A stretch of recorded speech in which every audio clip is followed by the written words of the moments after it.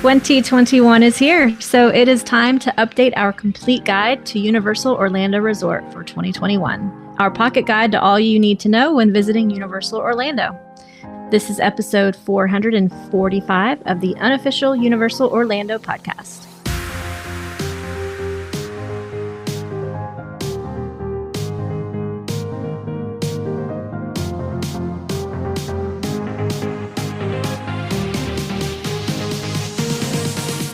Hello, everyone. As we do every year, we are bringing you our complete guide to Universal Orlando.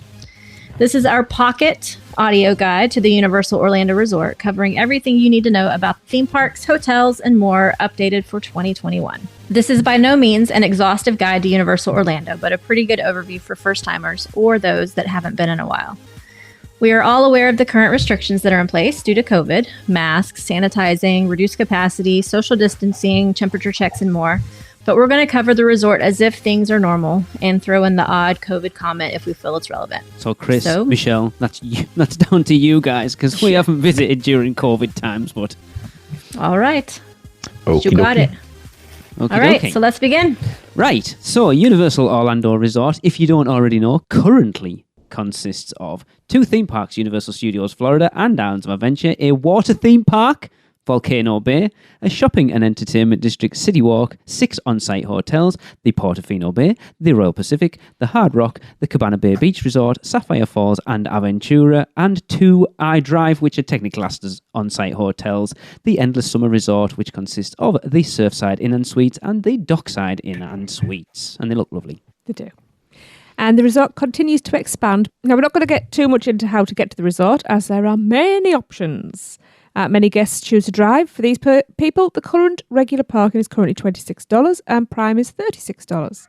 Valet parking is also an option, starting at $26 for 2 hours, rising to $55 for more than 2 hours if you park before 6 p.m. And it's currently not available. COVID. Of course. Because you don't want people in your car. No. So, yeah. Or maybe you do. Yeah, smearing the germs all over your steering wheel. Annual pass holders will receive parking discounts, free self-parking, or even free valet parking, depending on the type of annual pass that they have. And self-parking is free after 6 p.m, except on Halloween Horror Night event nights. As we found out in 2015. Yeah. I think the pass pays for itself in parking alone if you go a couple times at this point. Yep. Yeah. All right. So if you are staying at any of the on-site hotels, please note that the cost of parking at the hotel or theme parks is not included. You can get to the parks by walking or water taxi if staying at Portofino Bay, Hard Rock, Royal Pacific, or Sapphire Falls, and on foot or by shuttle bus from Cabana Bay and Aventura, and by shuttle bus at both of the Endless Summer Resort hotels. Now, you will traverse the parking lot using a mix of elevators, escalators, and everyone's favorite, the moving walkways, to get to the obligatory bag check metal detectors. I thought I said mental detectors because I need that. So in the parking lot hub before making your way to Universal City Walk. And just to comment on that, if you are eating at any one of the restaurants in these hotels, you can get your parking validated for free. So keep that in mind. Uh-huh. I did not know that, actually. You can. Yep. You have to take your parking ticket. You can even do it with valet, but not right now, I guess. No. And at the restaurant, they'll validate it for you. Awesome. That's good to know. Yes, sir. Cool. And let's note that it's a moving walkway, not a moving stand in everybody's way. Agreed. I wondered where you were going there for a second. Or if you go to stand to the side. Yes. Yes. Yes, please. Okay, City Walk. This area contains the Cinemark multi-screen state-of-the-art cinema, the Hollywood Drive-In Mini Golf, Awesome. and a live concert venue in the Hard Rock Live. Eating options at City Walk are plentiful. There are many excellent choices of restaurants, such as the quick-service Red Oven Pizza Bakery, Yes. Bread Box, and Hot Dog Hall of Fame. There are some awesome sit-down options in Toothsome Chocolate Emporium and Savory Feast Kitchen, the Mexican Antojitos, Yes. Vivo Italian Kitchen. Oh, yeah. I knew that was coming. I had to pause for you. I love it. The burger sushi restaurant Cowfish, which Oh, has yes. quickly become one of my favorite And City Walk ours. restaurants. Yep. Yes. That is all good there. Yep. Yep. Yep. NBC Sports Grill and Brew, another of my new favorites. Really? Yeah. Okay. And Big Fire American Fare, Yes. as well as Yes. oh yeah, as well as chain restaurant Hard Rock Cafe, Bubba Gump Shrimp Company, and Margaritaville. City Walk also includes many grab-and-go options such as Cinnabon and Starbucks, of course. If you are looking for diabetes, sweeter options can be found at Menchie's Frozen Yogurt, never been. Cold Stone Creamery for ice cream, never been there either. For quick bites on the way to the parks, make sure to check out the Star of City Walk. They're all right. They're not the best, but it depends. Voodoo Donut, but definitely check it out just for the Instagram novelty of worthy, because they're definitely the worth novelty, going. yeah. Yes, Yes, definitely. because Lee would not eat a box of them if I gave it to him right now. I did not say that. It's a wouldn't like to- good after Halloween Horror Nights snack. Or before, or during, or Just to sit in that Yeah. big donut throne and eat a whole box. yes. When your body is depleted of all nutrients and I mean, you need a like- quick sugar pick-me-up. Yeah. Like Lee said, if you didn't have enough sugar in the park, which is kind of hard to get sugar in there, we all know that. I mean, you have Voodoo Donuts right after. Yep. Yeah. Just don't do the canolos. No. No. And to walk off all of that sugar and food, City Walk includes few shopping options such as your one-stop shop for park merch outside of the theme parks, the Universal Studios store, which as of recording will soon be moved to a huge new building that formerly housed 4 stores. You're going to need a rope tied to the door to find your way back out. There's also a guest services kiosk for all your resort-related needs and questions. Of course, I would get this one. So drinking options include the Lone Palm Airport, great for when you're walking outside of Islands of Adventure. Fat Tuesdays. I see you there, Darren. Yes. And the Red Coconut Club. And for all you singers out there, you can end the night at Rising Star. And on select nights, be backed by a live band, which is pretty fun. Haven't done Yeah. it, but Oh, one day we all will. we will. It's fun to watch. I don't Yeah. even know where the Red Coconut Club is. If you asked me to point out where that is, I have no idea where it is. upstairs. It's Isn't the it? first one when you go up the escalator in City Walk. Okay, I'll take your word for it. Yeah. Just sounds a little Yes. bit dodgy though, doesn't it? The Red Coconut Club. Okay. Just It's me. Universal's red light district. It It is red sometimes light. feel like Girls that on if you've been in there. Red Wow. lights, coconut bra. Well, I guess where this is going. What do you think I'm at Note Alexa? taken. All right, go ahead. Must try Red Coconut Club next time I'm there. Michelle, I'm by your side. All right. There are 2 things not COVID related we must include before we enter the parks that could impact your enjoyment of them. The Attraction Assistance Pass, or AAP, is designed to assist guests who, due to their disability, may have difficulty waiting in a regular queue.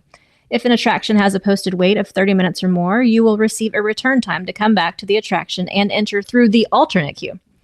If the attraction's posted wait time is less than 30 minutes, you will be directed to enter the attraction through the alternate entrance. The AAP can be used at every attraction. The AAP will accommodate the person assigned and up to 5 others in their group. All admission tickets in the group must be electronically assigned to the AAP when it is obtained from guest relations. Guests can only have one attraction return time listed on the AAP and must use it or cancel it before obtaining another. The AAP is active for the length of your visit or for annual pass holders up to 2 weeks. To obtain the AAP, go to guest services in either Universal Studios Florida or Islands of Adventure. That's good to know, because I think that's one of those things that if you're going with someone with a disability, it's not necessarily information that's out there easy to get hold of, honestly. Yeah. Correct. And of course, secondly, we need to talk about Universal's Express Pass. Now, if you're familiar what used to be Disney's Fast Pass and now Disney's Max Pass system, it all changed over there. There are a couple of options for Express. One option gives you 1 Express entrance per ride. The second gives you unlimited Express entrance, both of which can be 1 or 2 park options and can be bought for multiple days. These passes allow you to gain access to a separate line, which is supposed to be shorter than the standby, but isn't always. Okay. That would be the Express line, and the idea is that it will cut your wait time down. Prices vary depending on the time of year you are going. You can check out universalorlando.com for the pricing. There is one more option that can get you express passes at Universal Orlando, but we will talk about that a little bit later. We should also mention that many rides at the parks now offer virtual queue, which allows guests to book a ride time on the Universal app or at kiosks at the ride.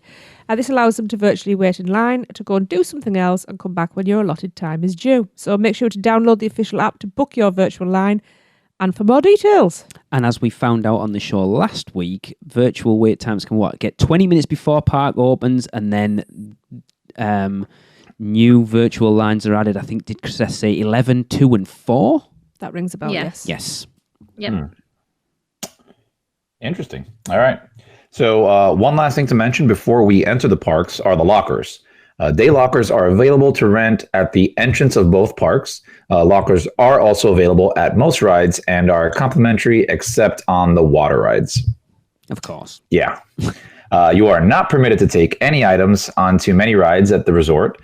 So please make sure to grab a locker at the attraction before entering the queue, or they will yell at you multiple times. Yes. And so will everyone else in line who's getting home. I will yell at you multiple times as well.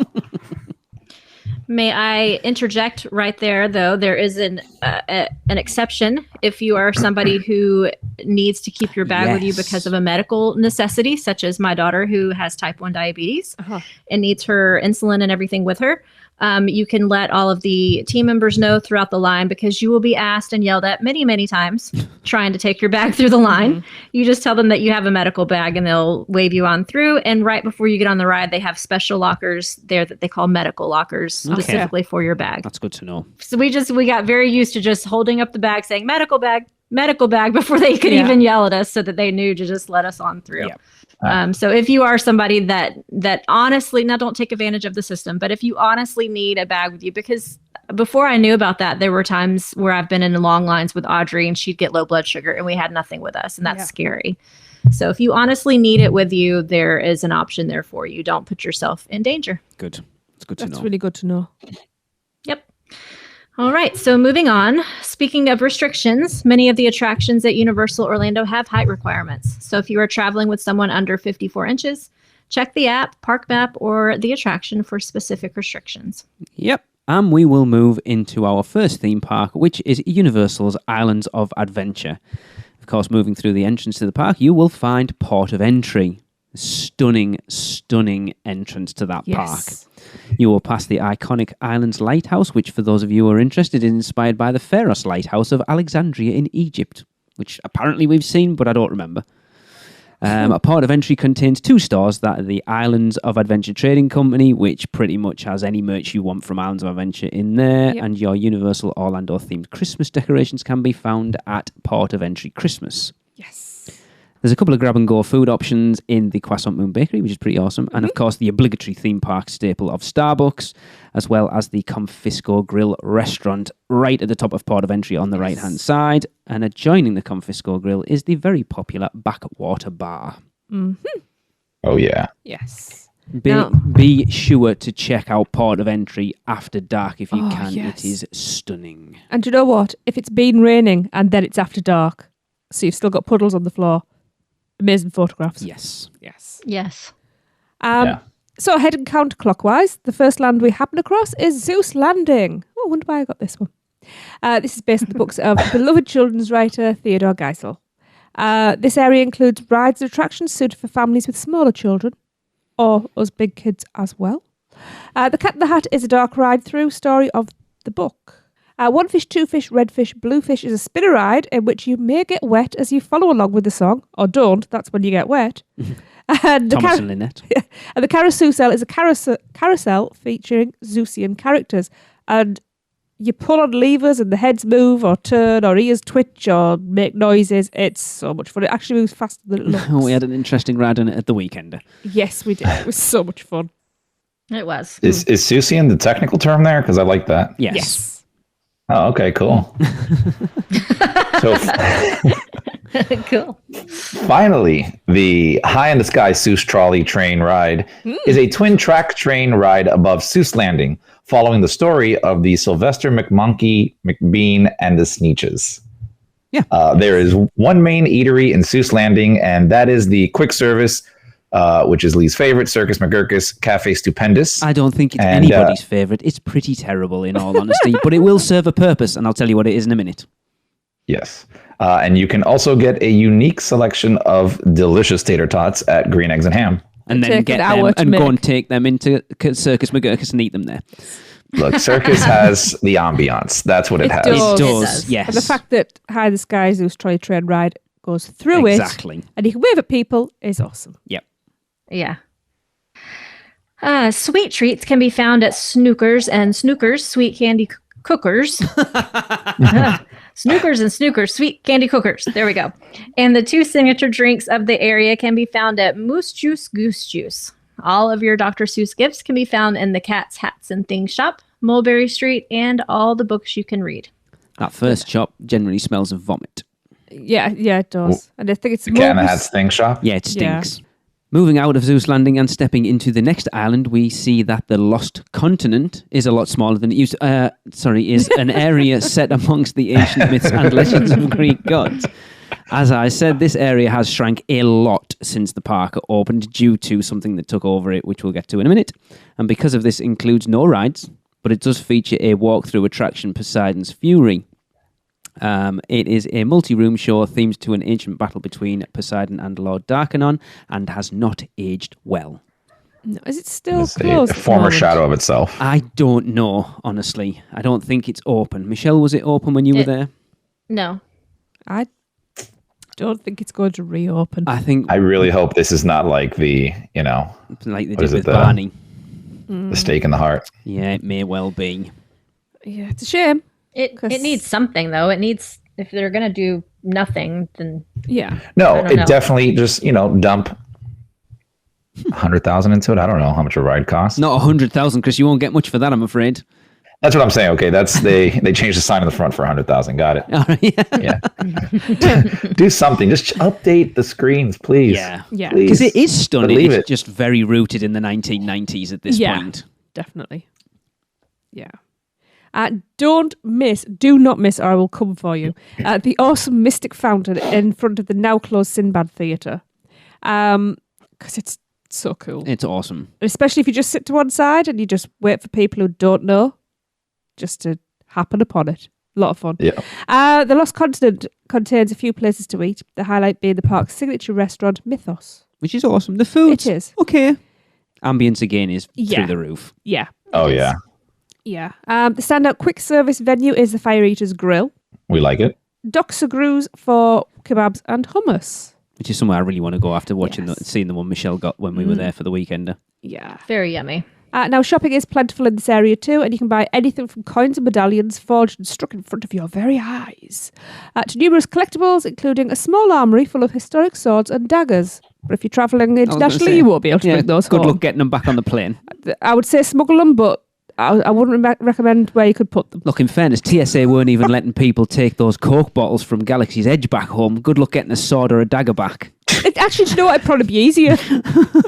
Yeah, that's fine. They stop you at security coming into the park with a pocket knife, like Yeah. in a little Swiss But Army you knife. can buy a sword. But come on in and buy a 25-inch sword. Actually, you can't. Right. You can't take them. You collect them at the end of the day. I from the front of don't the know. park. I've never bought one. Yeah. All right. Next up, we have one of the areas there. Doesn't really matter that much. The Wizarding World of Harry Potter Hogsmeade, Whoop, whoop. which replaced the original Merlin Wood area of the Lost Continent. I liked Merlin the- Wood. I don't remember It was much cool. about it, to be honest. I don't either.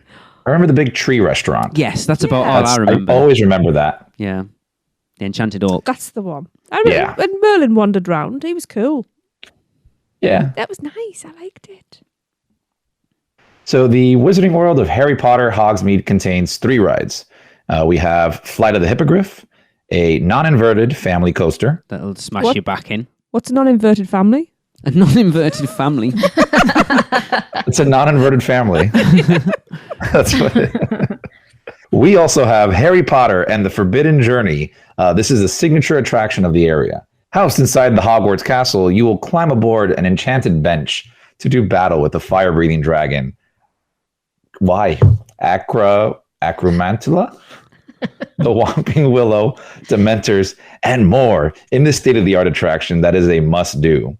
Now, the queue is an attraction all by itself, so don't hesitate to take your time, letting people pass you if need be, to fully appreciate this stunning queue. Which we have. Yeah, it's awesome. I mean, they also have. You can also do like the No, you can't. just the tour, or they stopped that, They right? stopped the castle tour while a ago. long time ago, which is such a Ooh. shame. Yeah. Yeah, it was a great thing for people that Yeah. don't want to ride the ride and just see everything. It was actually the first time we did Forbidden Journey. That's how we did it, through the castle tour line. But in non-COVID times, even if your family is too small to ride or don't want to ride, they can still go in the queue with you and wait in the, Yeah. Oh, the yeah. Yeah. child swap area. So, Yeah. but not right now because of COVID. So the height requirement is 48 inches, but be warned, people of a larger stature may not be permitted to ride. Please use the test seat out in front of the attraction to save embarrassment later. Yes, because they have fact I guess patrol Lee is when laughing they're- at everybody there, so you know. What? It says the embarrassment later. What are you embarrassing people for? Not me. Well, put it Tracy? this way. We know Not me. someone who got turned away because they were too big to ride it. Yes. Yeah, And it happens. that person was less than amused. Mm-hmm. I'm sure. Now, a little pro tip. If you are prone to motion sickness, just close your eyes during the screen parts. I have done this because I find it incredibly motion sick inducing. And it was actually your other half, Michelle Robin, that told me to do that. And it worked. Yep, she does it every time. I'm too nosy. I've still got to see everything that's going on. While she's puking I've- everywhere. Yeah, I've got to put my feet out and pretend that I'm really flying, so I can't close my eyes. Well, I'd Exactly, rather yeah. close my eyes and not throw up. All right. And the newest ride is Hagrid's Magical Creatures Motorbike Adventure. The highly themed, non-inverted story coaster takes place throughout the Forbidden Forest. First, yep. No, I don't live in the South. Takes place throughout the Forbidden Forest with some awesome animatronics and a couple of unexpected twists. This attraction has 2 different ride vehicles, so make sure to fight out who's on the bike or the sidecar before you board. And it is a fight as well. That's the It's problem. literally every time. Yeah. Another attraction that is housed in the Wizarding World of Harry Potter Hogsmeade is the mini show at Ollivanders, where one person will be picked out of a small group to have their wand choose them, but be warned, you still have to buy it. You don't get to keep it. Yeah. And when you've got a small child with you, well, And they're not cheap. no. And also try to explain to them it's not a real one and it doesn't work. Because when we had Jade who thought it was an actual wand and was going to work, she was slightly off in the end. Mm-hmm. Yes, she was. Yes. Well, what was the point in buying that then, is what she actually said. I'm still the only one in the family without I one. mean, she's not wrong. It's a stick. Yeah. A fancy stick. Right, so there's one main eatery here that's a 3 broomsticks, which serves English fare. Being English, sometimes I look at it and go, Yeah, no, it's American English. but we'll let it pass because actually it's not bad. As well as 3 types of butterbeer, season permitting, and many other signature soft and alcoholic drinks and sweet treats even can be found at Honeydukes. There are tons of shopping to be had in Hogsmeade. You can buy your own wand in Dervish and Bangs. Purchase all your Hogwarts House branded stuff at Mr. Filch's Emporium of Confiscated Goods. Postcards can be bought and sent with an actual Hogsmeade postmark from the Owl Post, and much more. I think we've got an envelope somewhere that I think it was Kaz Gray sent us one, didn't she? Yes. Don't forget to meet with the Hogwarts Express conductor himself in front of the iconic train and catch the performances of the Frog Choir and the Tri-Wizard Spirit Rally. You can catch the Hogwarts Express to Diagon Alley from Hogsmeade Station if you have a park-to-park ticket. Also, make sure to check out the Hogwarts projection shows, which also change seasonally. I've never seen any of them. The next area moving through Hogsmeade is Jurassic Park. Now, this area has 3 main rides. That one of them being the Jurassic Park River Adventure, which is just a typical log flume ride, kind of, with animatronics and stuff, and an 85-foot drop. And trust me, you will get wet at the end of it. Just a little bit. So next up is the Pterodon Flyers attraction in Camp Jurassic. No, it's not. Yeah, it is. No, it's not. Because I know it. That's why I gave this to Chris. No, it's not. Sorry, I'm with you. I'm not Oh, Pteranodon Flyers. There we go. That's the name. So this is a suspended ride above Jurassic Park. Pteranodon Flyers is designed for children 36 inches to 56 inches in height. A guest over 56 inches in height must be accompanied by a child meeting the 36-inch height requirement. Children between 36 and 56 inches must be accompanied by a supervising companion. And I really need to find someone's child to ride with because I have never ridden this. We have been on it. Hello. Well, next Michelle, time you're I not that see you in the short. park, yes, I will borrow her. Alexa practically adopted her last I February. know. I don't know why we didn't take advantage of that last time. I don't know why. I don't know. Did we actually We'll spend, probably fight over who gets her because she wants to ride it just as bad. did we actually spend any yeah. time in Islands of Adventure, all of us together? I don't think we did. So. Poor Chris is going to have to ride, spend nothing but a whole day riding Pteranodon Flyers so that everybody can have a chance. We're going to have to bribe the poor kid. Oh, that can be done. Oh, Fairly easy. Yeah. Now, as of recording, the newest attraction in Jurassic Park is set to open this summer, and that is the Jurassic World Velocicoaster, Lee's new favourite. A highly themed, high-speed coaster with many inversions and a huge top hat and some very fast launches. And it looks amazing. Really does. Everything. Queue, ride, It everything looks looks amazing on that. Yes. Now, there are two other attractions in Jurassic Park. You first off have the Discovery Center, which is an interactive exhibit. And secondly, the Kids Play Area, Camp Jurassic. Remember that says kids play area. Kids play area. Now, if you're an adult and you want to go through those slides, you Don't. might get stuck. Yeah. We did them, and yes, it burns your thighs. Yes, it does.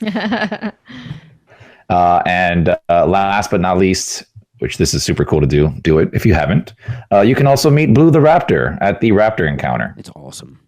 Or possibly a baby raptor. Oh, yes. That's pretty cool as well, actually. Yep. There are a few places to eat in Jurassic Park: Burger Digs and the Discovery Center and the quick service Thunder Falls Terrace. Other options include the Watering Hole for small snacks, drinks, and alcohol, and Pizza Predatoria. Shopping can be found in Jurassic Outfitters as well as in the Discovery Center. It can, but don't bother.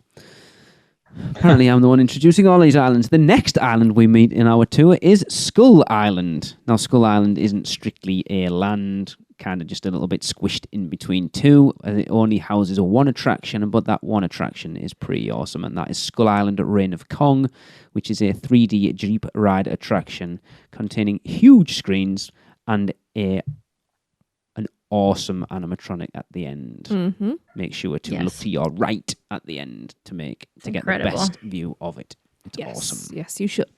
And Snacks. take off your 3D goggles and Yes. look at it. Yeah, definitely. Snacks can be acquired in Skull Island at the mess tent.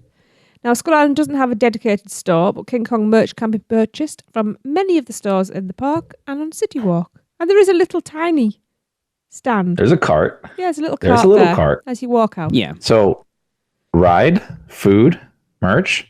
I think that's a full island right there, Lee. Okay. Yeah. Technically. Technically. I wouldn't say so, but anyway. It's an islet. And It's an island. Isle. Small, itty bitty island. All right, so Toon Lagoon is the next area on our tour and is modeled on the comic strips of yesteryear. You'll find Hagar, Beetle Bailey, Popeye, and many more characters you probably don't know because you're way too young in this colorful and very wet island. There are two rides in Toon Lagoon, and they are both water rides, but well worth checking out. First off, you have Popeye and Bluto's Bilge Rat barges, and that is a water rapid style attraction. And it's awesome. Yeah. If you like So getting cool. wet, it is awesome. If you like getting soaked from head to toe, Yes. it's awesome. I mean, like our thing that we do every year almost we try is during the summertime, we'll spend like one day just coming in a bathing suit, sandals, and just ride the water rides and then go back to the resort because I hate being wet all day. Yeah, me too. That's a good idea. Yeah. I'd take clothes in. I would just like to say that I have written Bilge Rat barges and come off completely dry. And then I got taken Impossible. on. Second, I That did. is you- impossible. I Did you play the lotto when you were done? I should have done. Yeah. I did Dice with Death though, because Lee said, let's go back on. And I was soaked the second time. Oh, yes, I do remember that. Yeah, That first is time. very impressive. Yeah. I'm not going to lie. And I hate getting wet, so I was really smug. Yeah. Karma got me. Well, speaking of getting wet, Dudley Do Right's Ripside Falls Rip is a Slide log flume Flaws? type What was ride that? as well. Rip slide. Yeah, that's a great name for it, actually. Rip slide flaws. Rips off flaws. Also, head down to the lagoon front for me, Ship the Olive, for a kids' play area. But the highlight of the ship are the free water cannons to squirt unsuspecting passengers, Tracy, on Popeye and Bluto's bilge rat barge. We have spent many an hour down there squirting people. Yes. I'm not going to comment. There are two main eateries in this area. We have not eaten at both of them, but I have heard not good things about them. They are Blondie's, the home of the Dagwood, and Comic Strip Cafe. But at peak times, you may find a Wimpy's is open for burgers and stuff, and it's not bad. And then also there is Kathy's for ice cream. Let me tell you, if you ever want a little snack, Blondie's, I don't know why, but their fries are amazing over there. That's good to know. Like, they put some good seasoning on it. They're just really, really good, and they hit the spot if you just want, like, little thing to munch on. Shopping is plentiful too. Gasoline Alley, the Betty Boop store, Toon Extra, and the Character Factory. We enter the final land of Islands of Adventure and step into the pages of Stan Lee's Marvel comic book in Marvel Superhero Island.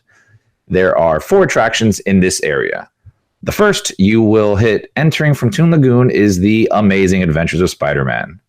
Still one of Lee's favorite. Still regarded as one of the greatest theme park attractions, board a scoop for a 3D motion-based ride-through attraction that is mind-blowing. It's the only attraction I've ever ridden that's left me speechless. Fast and Furious. It didn't leave me just about to speechless. say that. I loved it. Different kind of speechless. Yeah.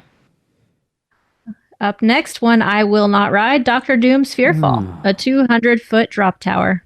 I'm going to have one of these days where we're going to ride all the attractions that Michelle won't ride. I won't ride that one either. You have, though. That will have to be shortly after Chris gives me some of his rum punch. Yeah. I can get you lots all of to his ride rum this punch. then. You remember that, Chris? You heard it. All she needs is rum know. punch. Lee, you got to hold her to that fire later. Oh, so. yes. And the third attraction is the only ride, I think, currently at Universal Orlando that I have not ridden and probably never will. That is Stormforce Acceleratron, because it is a teacup type ride and that will make me hurl. Especially if you ride with me. It's a teacup type ride on crack. Like it's... Yeah, Oh, it's yeah. so bad. And then It's- Krista loves it. I mean, if you have a kid, just be warned. And finally, the Incredible Hulk coaster, which is an awesome coaster that launches guests out of a tunnel at 67 miles per hour and features 7 inversions. Which Tracy and I haven't done it for a very long time at this point. No. I think keeping Right. you off coasters for the most part is the smart idea, Lee. Maybe. We want you to survive the park. Yeah. I'm getting Incredible too old. Hulk coaster is best at night, just to tell you. They Open all your are. eyes and look at the park around you when you get up to the top. It's awesome. Okay.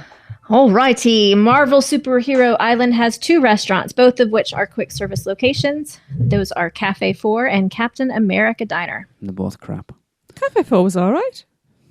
if you say so. I do. Shopping is in abundance here, of course, because it's a theme park. You've got your Spider-Man shop for all your webhead stuff, the Marvel Alterniverse, where you can also get your picture taken with Spidey himself, and it's pretty awesome, to be honest. And there is a comic book shop. But one final thing not to miss is the regularly scheduled Marvel Heroes Parade. Yes. Spider-Man, Captain America, Storm, Rogue, Cyclops, and Wolverine will come out on ATVs to meet and greet with guests. What a weird group of Marvel I characters. know, I know. And keep your eye out too, as you may see Doctor Doom and Green Goblin roam in the area. He called me a loser last time I saw him. Not wrong. Yeah, it's a little better than the group meet and greet they do there in the park. But Is it just a tree? yeah, just walk up and talk to the tree. So crossing City Walk, you will come to Universal Orlando Resort's original park, Universal Studios Florida. Entering the park, you arrive in Entrance Plaza. Here you will find guest services on your right. From there, we move into Production Central. Here you will find 4 attractions. Hollywood Rip Ride Rocket, which another one I don't love, is a non-inverting music-based roller coaster, which allows you to pick the music track that you will listen to while on the ride. Track listings can be found online and include a secret track list. Songs are picked via a touchscreen on your lap bar if you're brave enough to open your eyes and actually do it. Oh my God. But be warned, you don't have long to choose. You must be at least 51 inches to ride, but this coaster also has a maximum height restriction. So if you are over 79 inches, you won't be able to ride. What's 79 inches? Just quick try to work that out. That's me. I'm 79 inches. What? I'm just kidding. 6'7". I'm just trying to give you an There you go. excuse to lay off of me. So Jamie couldn't go on it then. 6'7". Next up, we have Shrek 4D. Ooh. This is a theatre-style 4D attraction that takes place in between the stories of the original Shrek and Shrek 2. The pre-show's worth watching, Yep. the rest of it isn't. Not true. I mean, if you love shock-absorbing sounds, then you will love this ride. Yeah. I'll go for a snooze in the non-moving seats. Oh, look, go in the Ooh. moving seats, because when you have the drop, it wakes you up. Or if you want a good excuse to visit your chiropractor when you're done. Yep. There you go. That too. Despicable Me Minion Mayhem is next on our tour. This is another theater-style attraction in which you board moving seats to join Gru, Margot, Edith, Agnes, and the mischievous minions on a simulator ride that used to be in 3D, but not anymore. True. The last attraction in Production Central is Transformers The Ride 3D. This attraction is very similar to The Amazing Adventures of Spider-Man and is a replica of the one found in Universal Studios over in Hollywood. See if you can find the actual on-ride elevator. I prefer it. I prefer it to Spider-Man. Same. Michelle's gone Fine, silent. Chris, can I have you? Michelle's just... I am, because I'm trying to think of where the actual on-ride elevator is. Michelle, you were literally sat there with us when we rode it, and I explained where it was to Chrissa and Chris because Chris had never seen it at that point. You said that? Yes. You ask Chrissa when you get off this call where the elevator is in Transformers, and I bet she can tell you. Okay, I'll have to ask her because I must not have been able to hear you. The only eatery in Production Central is at Universal Classic Monsters Cafe, which is a quick service location that serves a weird sort of barbecue style menu, but the theming in there is awesome because there's different dining areas themed to such as like Dracula's Castle and the Swamp and a flying saucer. And pretty awesome it is too. It is, especially if you can do scare actor dining. And once again, Oh, yeah. there's plenty of shopping to be had in Production Central. For all of your Minion stuff, head to Super Silly Stuff. The Supply Vault has all your Transformers merchandise, and you can get Shrek gear at Shrek's Ye Olde Souvenir Shop. If you'd why you'd want to, I don't know, but anyway. Then for everything in one place, the Universal Studios store has it all. Moving clockwise, we move into New York, and we have two rides here. Race to New York starring Jimmy Fallon, a theater-style 3D attraction that is more the sum of its parts than the ride itself. Make sure to stay for the Ragtime Gals live on stage in the queuing area. Because they're awesome. And now they are the best. Literally Yes. awesome. Which is probably half the ride right there. Yes. Yeah. And this attraction was the first to feature a virtual line. Which is kind of cool. Cool. Yeah. And also hashtag the pandas then. He's great. Yes. We're getting married, you know. I know. Yeah. The second ride here is Revenge of the Mummy, which is one of my favorites. This is an indoor dark ride roller coaster themed after the Brendan Fraser mummy films. The ride could be too intense for younger children as it contains dark insects, fire, and loud noises. I said dark insects. Like, what is that? Cockroaches. Yeah. Ugh. Now, the only other attractions in New York are the Blues Brothers musical show, which takes place on Delancey Street, Marilyn and the Diamond Bellas, who often perform in front of the Mummy, and Sing It, an a cappella group who also perform on Delancey Street throughout the day. Dining in New York can be found at Louis Italian Restaurant, a quick service restaurant, pizza, spaghetti, and salads. Finnegan's Bar and Grill, everybody's favorite, which is a table service restaurant serving fish and chips, corned beef and cabbage, Guinness beef stew, and sandwiches, and also have a very popular full-service bar. We've never eaten. And you've never eaten there? Nope. I fell asleep. The food's actually pretty good. I've heard good things. Yes. Yeah. And you also have Jan serving you drinks at the bar. So shout out to Jan. There you go. And finally, there is a Starbucks. I have had something there. The shopping in New York can be found at Sahara Traders for mummy-themed apparel, toys, novelty hats, Egyptian statues, jewelry, gifts, and bugs you can eat. Yummy. Why would you want to do that? The Park Plaza Holiday Shop opposite Transformers is there for all of your Universal Orlando Christmas decorations. The Film Vault has memorabilia from classic Universal movies and extinct attractions like Ghostbusters and Back to the Future. There's also an arcade here if you need to get out of the rain or to cool down. Now, San Francisco is up next. There's only one attraction in this area, and that is Fast and Furious Supercharged. Yay.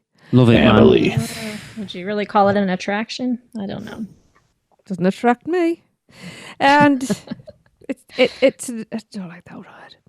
It's an attraction similar to Skull Island, Reign of Kong. No, it's not. Reign of Kong's good. You can get all your Fast and Furious family merch at the Custom Gear Store. And get your picture with a wax work of Vin Diesel. You know, we're never going to get the creative on this show that did that ride, just saying. Like, they'll never agree to it. No, probably not. We love your ride, don't worry. All right. There are 2 eateries in San Francisco. Lombard Seafood Grill, Universal Studios Florida's signature sit-down, full-service restaurant, serves seafood, chowder, pastas, sandwiches, salads, and more. Never been there either. Oh, I haven't either. But Nah. I'm not a seafood person. Ditto. Okay, and Richter's Burger Company, another one I've never actually been to, has burgers, including the ground shaking double cheeseburger that you can top at the Fixin's bar, plus chicken sandwiches, grilled chicken salads, and milkshakes. The San Francisco Candy Company is your one-stop for fresh-made fudge, candy apples, gourmet cookies, and bulk candies in every colour and diabetes flavour. And themed alcoholic drinks can be found at Chez Alcatraz too. Yum, yum. I need to have one from there at some point. Even though I'm not a massive alcoholic drink, I want one of those ocean attack things just to get the little The, show. the shark experience. Awesome. Yes. It's so cool. I just don't like what's in it. Yeah, just put all tequila. Well, you can buy it. I'll drink it. Yeah. Sounds like a plan. Problem solving. Yeah. Now, the most recent land added to Universal Studios Florida is the Wizarding World of Harry Potter Diagon Alley. The main attraction is Harry Potter and the Escape from Gringotts, a 3D motion-based roller coaster through the vaults of Gringotts Bank. This is nowhere near as motion sickness inducing as Forbidden Journey. No, it isn't. Nope. There may only be one ride here, but there are lots of other things to see. Make sure to look out for Creature in the London waterfront. And no, you don't have to knock on the door to make it happen at Grimald Place. And do not forget to say hi to the night bus conductor and the shrunken head at the actual night bus. Of course. It's awesome. I love all the meet and greets in the parks. That's so good. Of course, once you are inside Diagon Alley, you've got to watch the stage show. That is WADA, the Wizarding Academy of Dramatic Arts, on the Carket Market stage as they perform 2 puppet shows based on the books of Tales of Beedle the Bard. At random times during the day, you can see the Tale of the Three Brothers or the Fountain of Fair Fortune. Yes. And in between these performances, you can also see Celestina Warbeck and her backing group, the Banshees, perform some of their famous hits, including You Stole My Catching it off you now, Chris. You stole my cauldron, but you can't have my heart. And during the holidays, don't miss her seasonal set list. Ollivanders is here and also is the same as that which can be found in Hogsmeade, but has much more capacity. And food and drink options are in abundance here for a proper meal. The Leaky Cauldron serves typical English meals such as cottage pie, fish and chips, bangers and mash, Scotch eggs, and stew, as well as many of the Wizarding World's signature beverages. Again, typically English in inverted commas. Sweet treats can be found in the excellent Florian Fortescue's ice cream parlour. You must go for Wizarding ice creams, flavours such as a butterbeer, Yes. apple crumble, Yes. chocolate chili, salted caramel blondie, Good. and then of course head over to Sugar Plums for Bertie Bott's every flavoured beans, acid pops, exploding bonbons, pink coconut ice. I'm not sure what the hell they are, and much. You never had much coconut more. ice? I don't know. It sounds nice. When I like I- coconut. When I used to like coconut, I used to love coconut ice. I'll show you some later. Yeah. Now be sure to stop by the Hopping Pot for butterbeer, pumpkin juice, Wizard's Brew, dragon scale, and many more wizarding beverages. But don't put fire whiskey in your pumpkin juice. I made a big mistake, well, people. It's expensive as well for a start. Yes. And finally, Eternal's Elixir of Refreshment. Grab a bottle of gilly water and choose your potion or flavouring from Fire Protection Potion, Babbling Beverage, Draft of Peace, and Elixir to induce Euphoria. You're selling acid. Cool. Yeah. So shopping here is more prevalent than anywhere else in the park. We have Borgin and Burke's in Nocturne Alley for all your Death Eater and Dark Magic needs. We have Weasley's Wizarding Wheezes is Fred and George's famous joke shop. The Magical Menagerie stocks all your magical creatures. Quality Quidditch Supplies has all your Chudley Cannon and Quidditch needs, and Globus Mundi for your Wizarding World travel merch. Until Chris hasn't read the book, so he has no idea what he's actually saying at this point. Yeah. I literally was just talking gibberish. You can even go and see the Goblin at the money exchange to change your Muggle money into nuts, sickles, and galleons. One thing we haven't mentioned yet is the ability to buy interactive wands that can be used to perform real magic inside Diagon Alley and Hogsmeade. Look out for the markers on the ground. You will find these interactive elements in Hogsmeade also, and you can also use them at Universal Hollywood if you ever make your way out to the other coast. Oh, I did not know that. Makes sense, I suppose. Mm-hmm. The last thing we're going to mention about this area can be found to the left of the Diagon Alley entrance, and that is King's Cross Station. We kind of mentioned it when we were in Islands of Adventure, but you can get the Hogwarts Express over to Hogsmeade, but doing it this way, you will get to go through the barrier on platform 9 3/4 to catch the Hogwarts Express. And it does look like it's King's actually Cross. Really clever, yeah. I was quite impressed. So, yeah. Yeah, but of course, to do that, you do have to have a park-to-park ticket. And now next up is World Expo, and here you'll find 2 attractions. And the first one we'll come to is Fear Factor Live, which I've never seen. It's a stage show based on the TV show of the same name, which we used to love. Yeah. In which park guests can join in to perform gravity-defying stunts and other challenges. Guests can sign up to participate an hour before each show in front of the stadium entrance, and this attraction is usually unavailable just prior to and a few days after Halloween Horror Nights, because obviously they use the space. Next up, we have Men in Black Alien Attack. This is an interactive dark ride based upon the 90s film starring Will Smith and Tommy Lee Jones.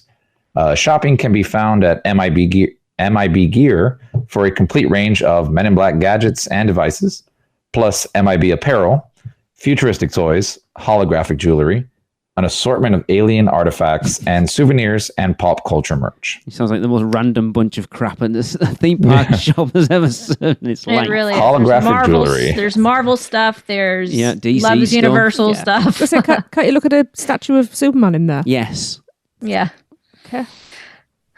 So there are no restaurants, but you can get ices and the like at the stand across from Men in Black, and get all your Coke products from the Coke kiosk located between Men in Black and Springfield, which is the next section of the park we enter. And that Coke kiosk is a great place to cool off. It's so super cold in there. Well, it needs to be. The main attraction of Springfield is Simpsons The Ride, which is a 2D motion-based simulator attraction that you would have seen in every theme park in the late 90s. Yeah. That will make you so much sicker than No, Forbidden it Journey. doesn't. No, I disagree. Oh, yes, it does. That is the only ride that I cannot ride because of motion sickness. I have to keep my eyes closed the whole time. Okay. Oh, wow. The final ride in Springfield is Cannon Kodos Twirl and Hurl. Please don't hurl. An interactive family spinner ride in which guests must try to move their vehicles to trigger targets that will set off special effects. The main place for food close to World Expo can be found in Springfield at Fast Food Boulevard. At the entrance, you will find Moe's Tavern, where you can enjoy a real Duff beer, locally brewed, exclusively for Universal Orlando Resort. Be sure to try the Love Tester machine in the corner, but forget about the jukebox. It's broken, as usual. In Fast Food Boulevard itself, you can find Krusty Burger for a Krusty certified meat sandwich, including the legendary Krusty Burger, Clogger Burger, the Rib Witch, Sideshow Bob's Footlong, or a Heat Lamp Dog. Burger. Yes. There's the Frying Dutchman for a basket o' shrimp, the basket o' calamari, the basket o' bait, which is fried fish, shrimp, and calamari, battered and plattered fish, or the clam chowder. Cletus Chicken Shack serves the chicken and waffle sandwich. Yes. Yes. The double battered chicken platter, chicken arms, and chicken thumbs. Who doesn't want chicken thumbs? That gets 2 chicken thumbs up from me.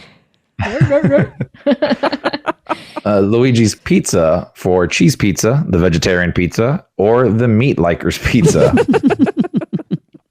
And Lisa's Tea House of Horror for healthy and delicious prepackaged items that Lee loves, such as salads, veggie sandwiches, turkey wraps, No thanks. hummus, fruit plates, fruit cups, and assorted yogurts. And apple crisps. Weird. The And annoying the big thing is, pink donut. though, I've had turkey wrap before, and it was amazing the first time. The second time, it was kind of like, what the hell is this? So, Outside, you will find Bumblebee Man Taco Truck. The star of Channel Ocho's long-running variety show brings a muy bueno taste of Mexican street food to the streets of Springfield. And It's it so is good. Awesome. Yeah, it really is. so good. Also, out in the streets, you will find Lad Lad Donuts, where you will find the giant Lad Lad Donut, Apparently very nice. some ice cream, and of course the brain-freezing donut sundae, which looks better than it is. And finally, Duff Brewery. Yes. You can sit by the waterside or at the bar and sample 3 different Duffs. Yes, you should. Squishies and famous Flaming Moor. Have a Duff. Just be I don't care if you're careful. 7. You need to be careful with the dry ice as well in the Flaming Moor. It's weak Yeah. orange squash. But it's You gotta cool. eat that first. It's not. It's horrible. No, it's Eat it cool. first. It's a cool... It's not about the drink. It's about the experience. Do you know what? Put the dry ice in a Duff. I'll be happy. I'll have a There Flaming you go. Duff. Yeah. Shopping in Springfield can be found at the Quickie Mart, which is your place to stock up on Simpsons themed toys, t-shirts, books, souvenirs, and more.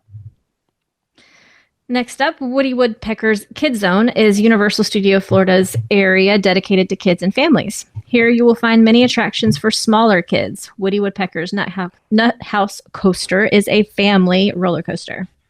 And just like Flight of the Hippogriff, it might knock you back in as well. The E.T. Adventure, which is Tracy's love E.T.. favourite Universal Orlando attraction, and is one of only, I think, 2 current opening day attractions at Universal. Yeah.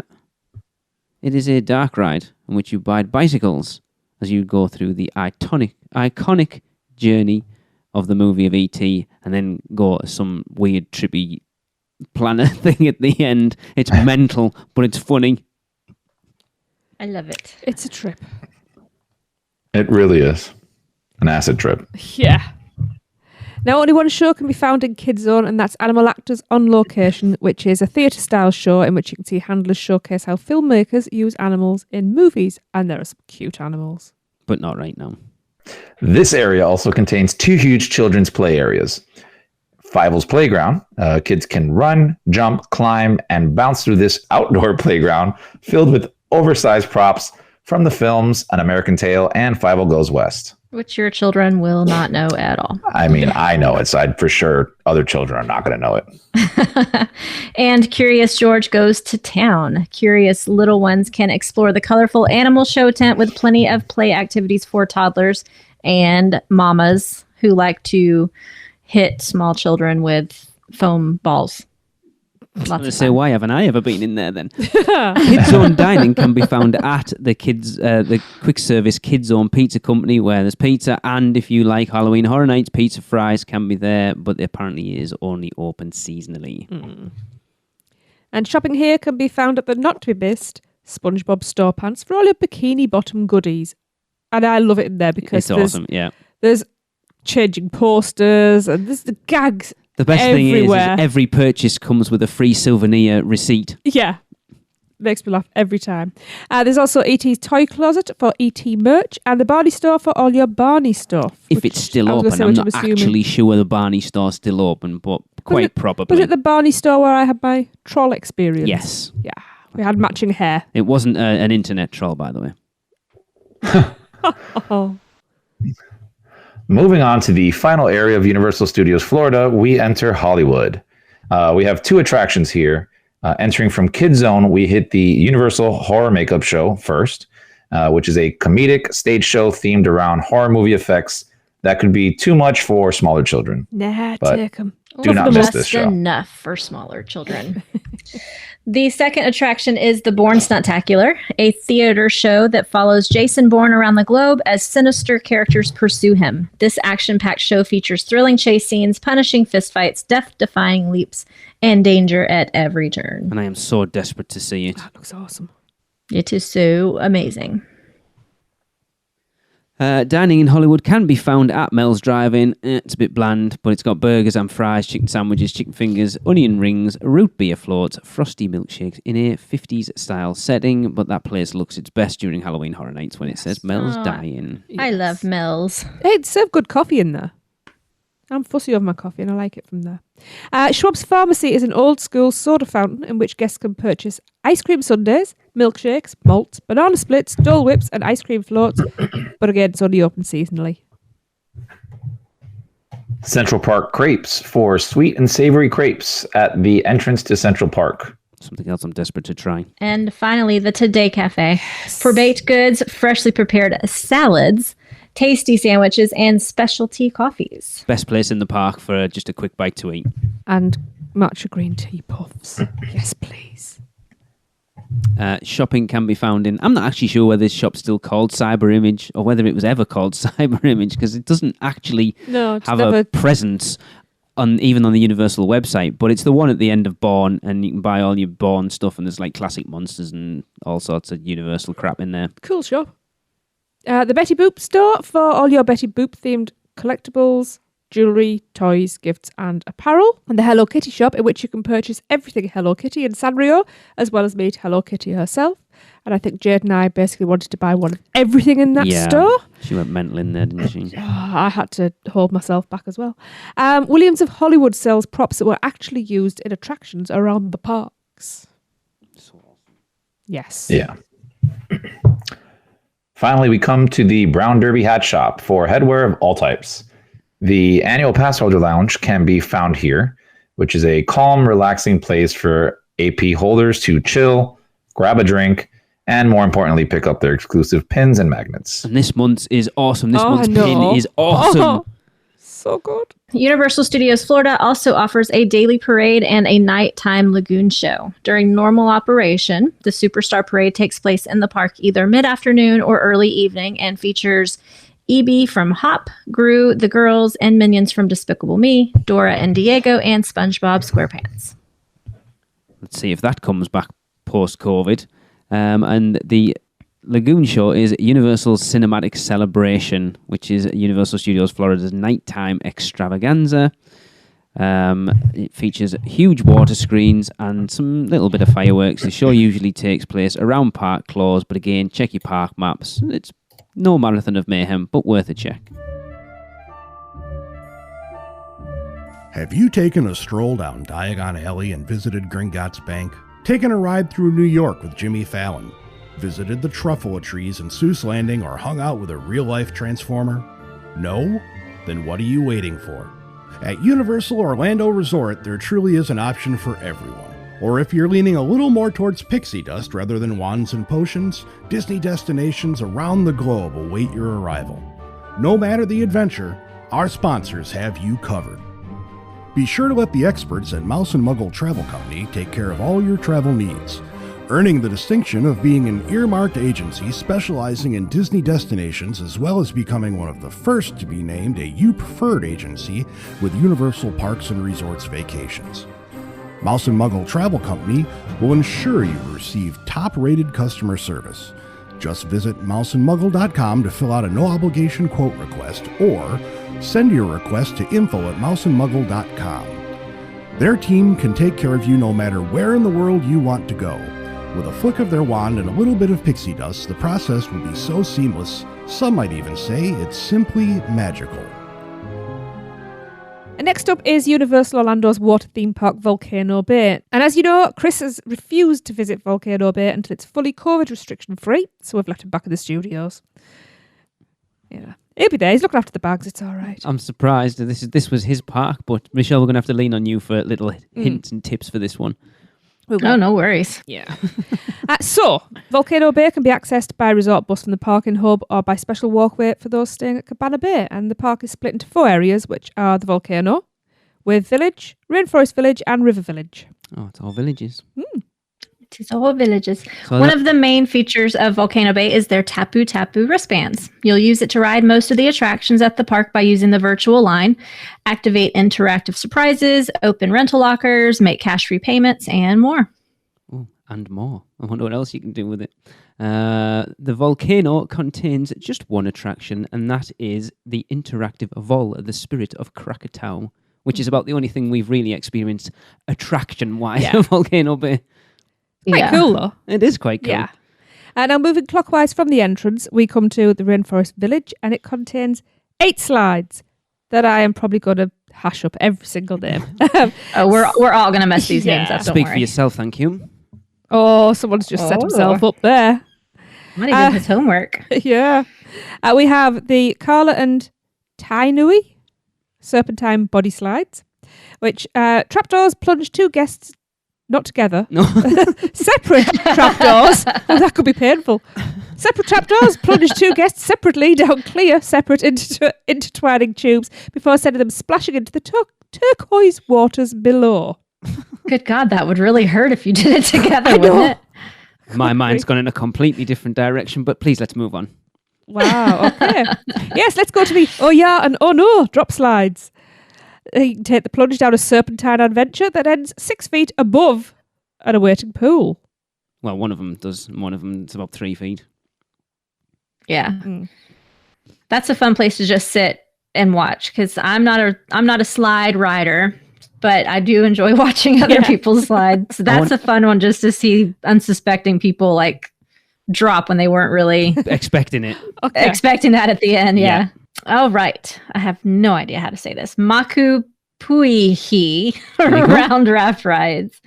The Maku is a 6-person raft ride that speeds through a volcanic gorge before spinning around bowl-like formations. Oh, God, no.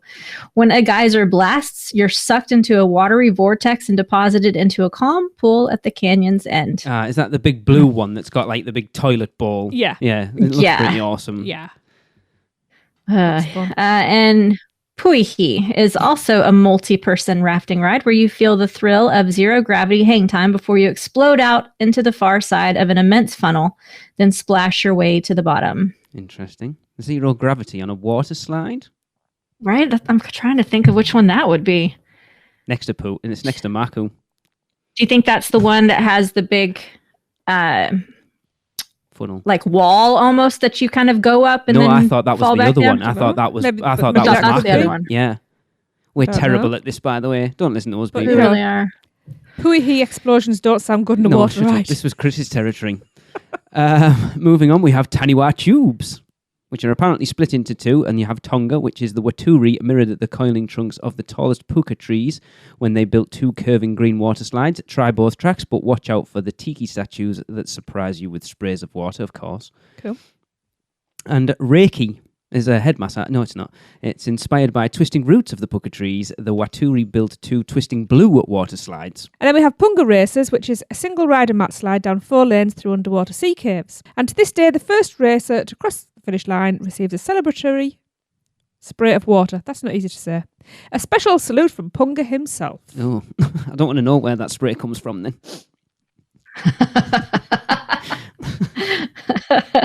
Oh, goodness. And there is also Tewa, the Fearless River. Head to Hammerhead Beach and take a thrilling whitewater ride along Tewa, the Fearless River. Put on your life vest and race along a roaring, watery onslaught of churning rapids and chopping waves. Now, this is one of my absolute favorite things to do at Volcano Bay. See, I love a Love lazy it. river. I've never been on like a fast not lazy river. Yeah. It is very much a not lazy river. Yes. With friends, it's awesome. You really do need those life jackets because the depth kind of changes depending on how Oh. big the waves are. Okay. and you don't really, once you've done it a few times, you kind of know where the waves are going to come at you and stuff. But especially that first time around, it's a bit rough. Lots of kids in there. Although with my own child, I was a little bit nervous because it goes super fast and it's kind of hard to keep your hands, together and keep up with each other. But I've had lots of fun in that river. I don't like it. It does sound fun. Yeah. Moving on, we have Puka Uli Lagoon. Sounds like a Dr. Seuss named all of these. Oh, controversial. This relaxing leisure pool features playful elements that even the tiniest Waturi can enjoy. So it's for kids then. Oh. And there's also Hammerhead Beach for a relaxing spot. And eating can be found at Bamboo Chef for crafted burgers, fish and chicken sandwiches, chicken fingers, edamame and quinoa burgers, fruit, salads, and desserts. Chickens don't have fingers. They have thumbs. They do, apparently. Nice throwback, by the way. The Feasting Frog, which is where I know where you'd find Tracy. That's tacos and nachos. Yes, please. Yes. And it's so good. Yeah, we never got to eat there. We've got to eat anywhere. I wasn't really hungry, but and there is the Kanuku Boat Bar, which is a full-service bar with tropical island drinks, which is where you'll find Michelle. Yep. And me. Every time. Yeah. Next up we have the River Village. This area contains 3 rides. The Krakatoa Aqua Coaster, a 4-person canoe which slides through the mists and into the dark twists and turns within the volcano before emerging with a plunge through a shimmering waterfall. Which looks awesome. Yes. Oh my God, it's so fun. That's the signature ride of Volcano Bay, really, isn't it? Yeah. It is. Yeah. And it's worth the hype. It's a lot of fun for sure. Awesome. You can't be sensitive about your weight when you go on that one because it's very obvious. Oh yeah. The bigger person has to go in the back. So, I mean, it just is how it is. So, can't be shy about that. Okay. That'll be me then. Behave yourself. The Onu Ika Moana. Onu sweeps up massive walls emblazoned with Waturi turtles in this twisting, turning, multi-person slide. And then there's the Ika Moana. Ika Moana sprays water like a whale's blowhole from the center of the raft in this twisting, turning, multi-person slide. Now that sounds interesting. It does. Michelle, have you ridden everything at Volcano Bay? No. No, I'm really not a water slide person. I haven't done any. They kind of scare me a lot. But I think I've done the Onu. Oh no. The multi-person slide. Oh no is the drop one, but not as high as oh yeah. Or is oh no the taller one? I would say oh no would be the taller one. Probably. Oh no. Oh yeah. It depends on your point of view. The multi-person raft slide thing. I think that's the one I've done. Okay. And I screamed my head off the entire time. Oh my God. I did. And I got to the bottom and the lifeguard there was laughing his head off and he said, "So who was screaming the entire time?" I said, "That would be me." So doesn't surprise me, but okay. Moving on, we have 2 kids areas. The first one is Runamukka Reef. And this is a favourite play place for Waturi children with its geysers, water guns, slides and dump cups. I wish they'd call that something else. Perfect for a kids' terrible. area. I do not want to be going when into you gotta kids' go, play. you gotta go. Dump cups. There's no toilets nearby. Like Apparently not. So Just pee dump in bottles the and dump cups. a lot of these rides have toilet themes. They do, you're right. It is shaded by bamboo sea creatures and waving seaweed. This whimsical play structure is the most playful spot in the park. And there's also Tot Tiki Reef, where even the youngest Waturi can get in on the fun. Play among splashy slides, a tot-sized water volcano, a family of tikis with spraying fountains, and singing whales. Awesome. That's cool. And they're very strict about the height limits because they won't let me play. Oh. These are the slides I would actually go on. But even Chrissa's too tall for them. Poor little Chrissa. 9 years old, but too tall to ride the kid rides. Oh. Yeah. Also found here is Kopiko Y Winding River. This is more my speed. Take a slow ride through the tropical landscape of Universal's Volcano Bay. Sprays of water surprise along the way, and beneath the lava rocks, Stargazer's Cavern reveals the magical night sky above. It's those water sprays that get me. I remember going to Blizzard Beach, I'm going to blaspheme now and talk about the one down the road. And there's one in the middle of that lazy river, the crocodile in like the house, and that water was freezing. Icy. Oh, yeah. We were there in November as well. It was, yeah. It was hot to us. All the lifeguards had fleeces and hoodies and tracksuits on, and we were like, hey, there's the Brits. He's Lee in his bikini. I didn't have a bikini on. I had a one piece. Oh, did. In this one, everybody can scorch you using their tapu. So it's kind of fun. For those not on the river here. For food, we have Wakawewe Eats, and they have specialty pizzas, foot-long hot dogs on pretzel buns, yes please, fruit, salad, jerk, mac and cheese, and desserts. Sounds good to me. Now, the last area to cover is the Wave Village, which contains Kokiri Body Plunge. This features a 70-degree fall through a drop floor, no thank you, and 125 feet of white-knuckle fun. Nope. This dizzying descent ends with a watery tribute from Vol himself. Good for Vol. Mm-hmm. Nope. For those of us that are too scared to go on that, you can go into the pool and actually like hang on to the slide itself. It's clear.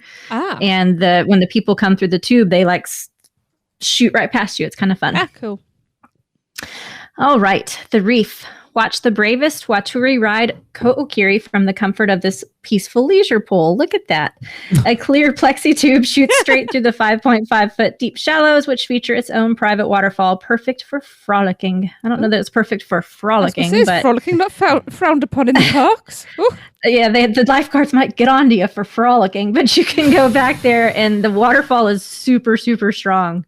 Like it falls on you like hard, but it's fun going back there. And finally, we have Waturi Beach, with an unforgettable view of Krakatoa, the mighty volcano, and its stunning series of waterfalls that pour into the sparkling lagoon. You can swim, splash, and relax right along with them. And let's be honest, we haven't talked about it yet, but that view of Volcano Bay, of the volcano, is stunning. We haven't talked about walking into that park for the first time and rounding that corner and seeing it. Pictures do not do it justice. It's stunning. It's breathtaking. It's so beautiful. I love it. And see, that's why, even though I'm not a water park person, I spend a lot of time at Volcano Bay. I don't have to ride the rides to enjoy it. Just the scenery is so relaxing and amazing. I would actually like to go and be there like at dusk and as night's falling, because I bet it's stunning, that transformation. Yeah. So food and drink can be found at the Dancing Dragons Boat Bar, which is a full-service bar with tropical island drinks. Yep, another place that I frequent. Kohola Reef Restaurant and Social Club. Ribs, chicken, pizza, fruit, salads, guava, tapioca, pudding, and desserts. Also, one of my favorite places at Volcano Bay, I have been known to make a trip over to Volcano Bay just to get this, is Coca Paroca ice cream. It's found kind of towards the front of the park near the gift shop, so you don't have to venture too far into the park to get to it, but they have the greatest soft serve ice cream ever. With different flavors that you can mix and toppings that you can mix in. It's awesome. And they make waffle cones right there on site. Awesome. So good. Yep. Very cool. The food isn't as extensive as it was when the park first opened, which is such a shame. But what there is there still is better than the general theme park crap. Oh, God, yeah. Oh, totally agree. Yep. And just to remind you guys, make sure you check height and weight limits, because many of the slides do have them. Yeah, weight limits is the one I think would catch a lot of people out. Yeah, some of them. They change all the time as well. When it first opened, they seem to change the weight limits on a lot of the ones that had them constantly. Well, that'll be the water coaster, won't it? No, there's quite a few. There's quite a few, I think. And weight probably the limits drop on slides. Well, because you go too fast. Yeah.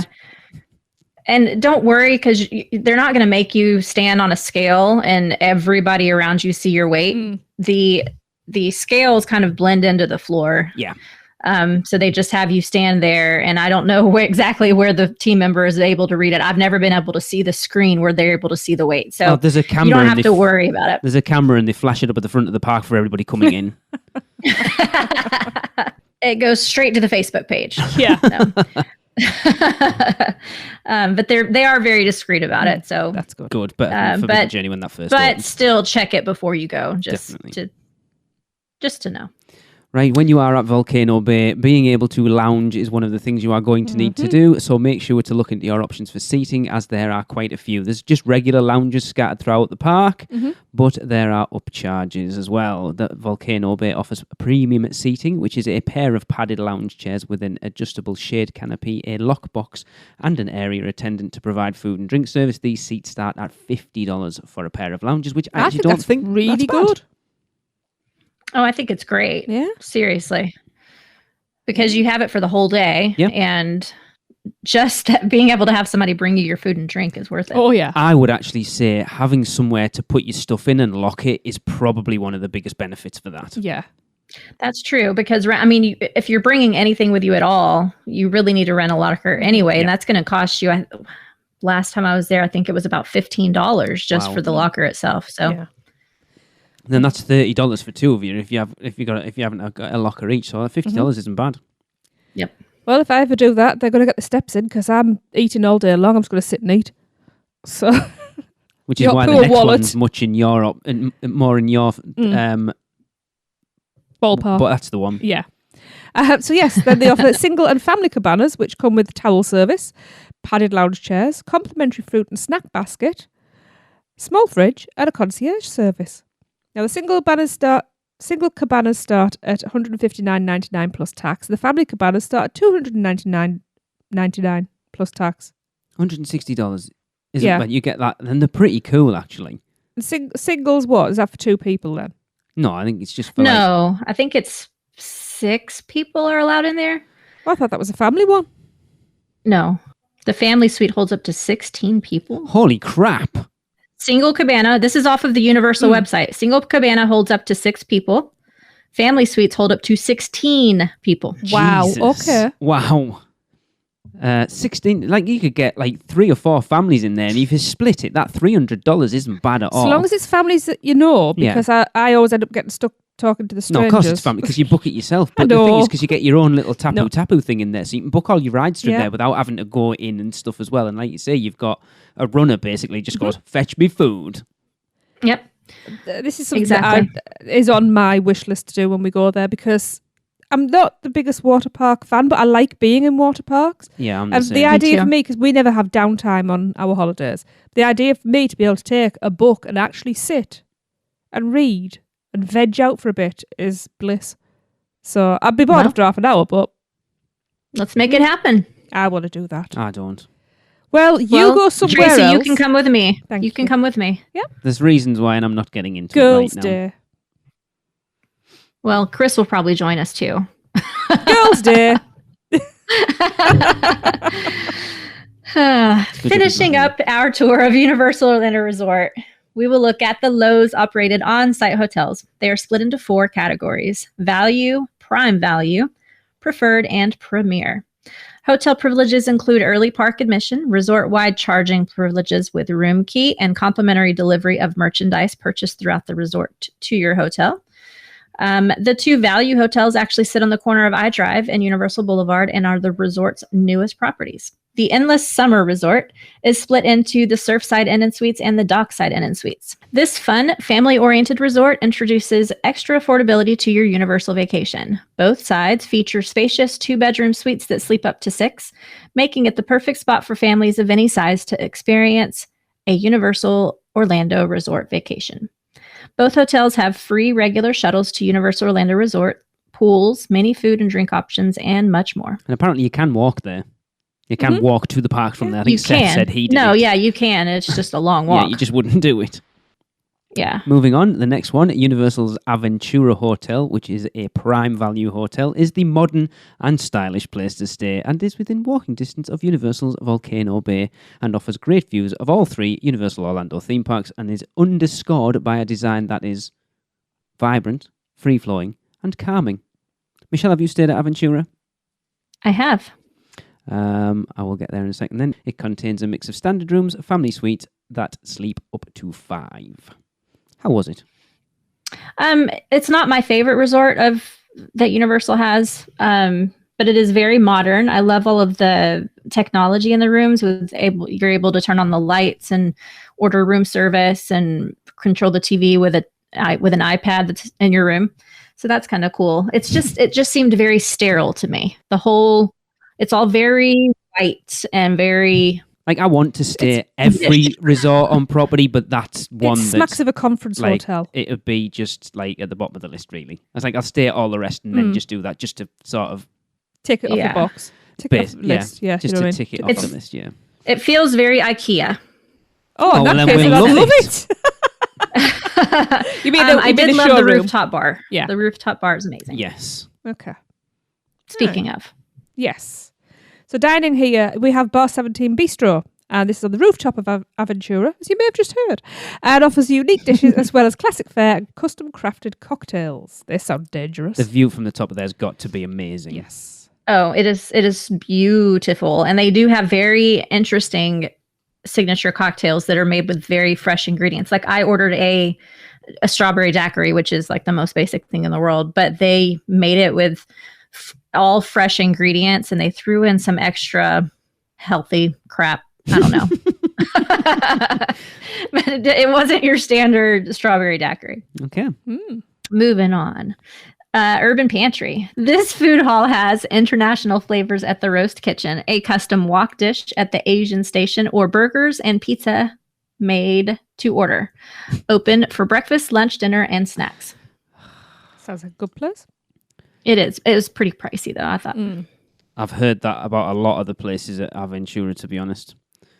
Moving on, we have Bar Ventura. Nice pun there, by the way.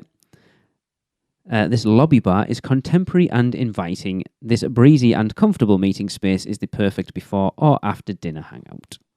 And another bar, I don't know why I've given myself all the bars, Bar Sol, which has frozen cocktails, frozen drinks, cocktails, beer and wine. And it's also got a Starbucks. Surprise, surprise. Of course it does. Aventura also features a pool, a splash zone for kids, and a fire pit. All For kids. just kind of very basic pool. Yeah. Nothing fancy. And I wouldn't course. even consider that really a splash zone for kids. Right. And like most on-site hotels, it also has a fitness centre, a games room, and a Universal Studios store, of course. At Universal Orlando's resort kids camps, kids can kick back with supervised fun and entertainment while the adults enjoy time to themselves. I like that idea. There is a fee and advance reservations are recommended. Okie dokie. And up next is Cabana Bay Beach Resort. This is the other prime value hotel and has a retro theme based around your typical old school road trip vacations. It has standard rooms and family suites that sleep up to 6. The showstopper rooms are the Volcano Bay view rooms that have floor-to-ceiling windows that give fantastic views of Volcano Bay, and that they do. I want to stay in there. That is my bucket list item because I think I'd just sit in front of the window and like never leave. So beautiful. So there's a plus and a downside. The plus is the view, of course, but they're the I know you're furthest gonna say away it. from the buses and the furthest away from the food, the main lobby area, all of the goodies. It's kind of far away from all that stuff. So I've heard they're If quite you're- noisy because you hear the drums start at like 6 o'clock in the morning. I've stayed in them twice and I've never experienced that, but I'm not a light sleeper, I guess. In Royal Pacific, we could hear things starting up. Not drums. There was something going on. Not You drums. sleep through everything. I didn't sleep through anything Well, you didn't hear it because you I were was asleep. I slept for like 3 hours a night. But I was hearing stuff over there. Anyway, I thought we were supposed to be in a family suite, and ours wouldn't have slept 6 people. The one that you stayed in this last time? Yes. Well, technically Yeah, it Because does. it didn't been have allowed the those- slidey. All 3 of those beds are queens. There wasn't 3 beds in there. There was only 2. And the couch is a pull-out. You only had 1 bed in the bedroom area? What? No, there was 2 bedrooms in the bedroom area. There was 2 beds, not and 2 that was bedrooms. it. And the pull-out sofa. That's not a bed. Yeah, it is. No, it's not. Anyway, the resort also features a 10-lane bowling alley. a 10-lane bowling alley, the Galaxy Bowl, this isn't badly priced actually, I don't think. It's $15 plus $4 shoe rental for 1 hour's bowling for 1 to 3 people, or 1.5 hours for 4 to 8 people. I think we've had this conversation. Is that per person $15? Yeah, we've had this conversation recently. I don't think that's bad.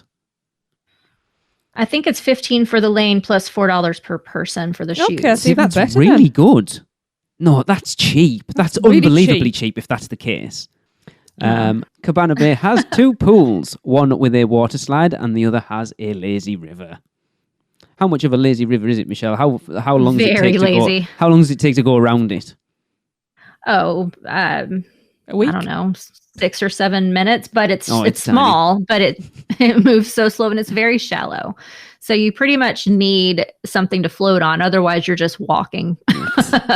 Okay. The hotel also features the Jack LaLanne physical fitness studio, as well as an arcade, and of course the obligatory Universal Studios store. And then we have the Bayliner Diner Food Court, which is a 600-seat grab-and-go centre for burgers, milkshakes, pizza, pasta, a bakery, sandwiches, and more. There's a lot of options There was. there. Yeah. Oh, so good too. I had a breakfast burrito was twice. good there. Yep. And back to Galaxy Bowl. Galaxy Bowl has a limited seating, full service dining option, appetizers, sandwiches, burgers, pizza, and hot dogs. And they also do a happy hour with cocktails. Cool. Drunk bowling. I don't think that sounds like a good idea. There is also an on-site Starbucks, and the pool bars offer signature frozen drinks and smoothies. Now, guests can get to and from the parks and City Walk by shuttle bus or by the walkway that takes approximately 15 minutes. Michelle, I was going to ask you if you've ever done that, but I know the answer's no. I'm trying to think if I have. Nope, I haven't. You don't even walk from Royal Pacific. You're not walking over there. Well, when we were there with some of our agents a couple of years ago, we walked to tour the hotels. So we went from Cabana Bay, but we went to Sapphire and then got on a water taxi. So no, I did not walk all the way to City Walk. No, I know you didn't. It was a silly question to ask. Speaking of Sapphire Falls, Sapphire Falls is right across the street from Cabana Bay and is a Caribbean-themed hotel that is the only preferred hotel in the group. And she's not kidding when now, she at says least. right across the street, because it literally is like we ran across the road to get to Cabana Bay after we'd been at, what you might call it. Those roads don't look quite so wide when you're driving along them, and when you have to run across them. It's a good job it was 12:30. Yeah. Yeah. Sapphire Falls features 1,000 rooms, of which 83 are suites. Rooms offer free Wi-Fi for up to 4 devices. Pets are permitted for a $50 a night fee, but no more than 2 pets per room. So you've got 3, or you've got to pick between. Yeah, just leave one at home. It also has one 16,000 square foot pool with a hot tub, a kids' water play area, and a slide. And it has a health and fitness centre, which is the Kalina Health and Fitness Centre, which is complimentary. It also has the obligatory games room that will cost a fortune, and the Universal Studios store. Mm-hmm. Now, dining options here include the Amatista Cookhouse, featuring Caribbean cuisine, which is on my list. The Drum Club Canteen for tap-style menu, also on my list. And the new Dutch Trading Company is a grab-and-go option. I'll stick that on the list as well. It's all food. And finally, we get to Chris's favorite, Strong Water Tavern, which features rum and a ceviche bar. Guests can use the complimentary water taxis or take the lovely walk to City Walk. Unlike the next 3 hotels, Surfside, Dockside, Aventura, Cabana Bay, and Sapphire Falls do not, I repeat, do not include complimentary express passes. Which is why you might want to stay at the next 3, because the next one is Lowe's Royal Pacific Resort, and it is the first of Universal's premier hotels. That's right, you heard me right. I said premier, not premier, which give guests complimentary unlimited express on the day of check-in and of check-out. And just to clarify, all in between. Yes. And it is well worth it. It's one of the first episodes we ever did of this podcast, was going through the express options. And at the time, to get unlimited express for 2 days cost something like $1,000, and yet you could get a night at the hotel for like $320. Yeah. It's a no-brainer. That was the investigative journalism we were doing way back when we began UUOP 10 years ago. And this is still, if anybody tells me that they plan a trip, this is always, and they're not staying on site, this is always my top tip, is go and treat yourself to an extra night. Yep. A holiday and a holiday, and get this. Even if you just do it for one night, it's worth it for those 2 it days. is. Exactly. The resort is themed after the South Pacific and features 1,000 rooms, 8 Jurassic Park-themed kids suites, 40 suites, and 952 standard rooms. I like this hotel, and one time we are going to have a suite. I have just decided. We were in the middle of the jungle last time. Yeah, we were. Now, the Royal Pacific Resort features 1 pool, 2 hot tubs, an interactive water play area for kids, a beach volleyball court, and private cabanas to rent. On selective nights, the dive-in movie will be screened at the pool.